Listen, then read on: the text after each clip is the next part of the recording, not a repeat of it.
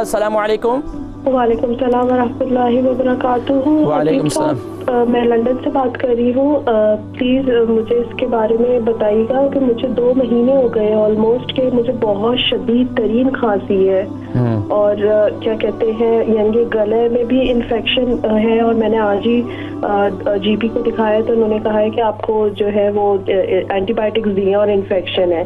तो मैं बच्ची को फीड करवाती हूँ तो मैं एंटीबायोटिक्स लेना नहीं चाह रही हूँ। उम्र कितनी है आपकी? मेरी 32।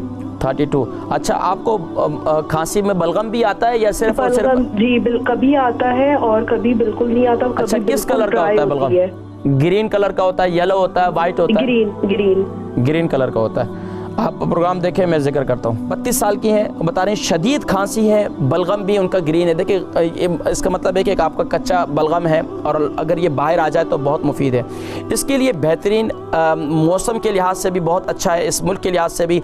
जिनको भी खांसी रहती है, गले की तकलीफ़ रहती है, ENT प्रॉब्लम लेती है यानी कि नाक कान गले की प्रॉब्लम लेती है, खांसी रहती है, तो इसका बेहतरीन इलाज ये है कि सुबह नहार मुँह अदरक का रस यानी कि अदरक का थोड़ा सा रस निकाल लें, थोड़ा सा शहद ले लें और इसी तरह जो है आधी टीस्पून जो है वो ये लें यानी कि हाफ़ टी स्पून जो है वो कलौंजी का तेल ले लें।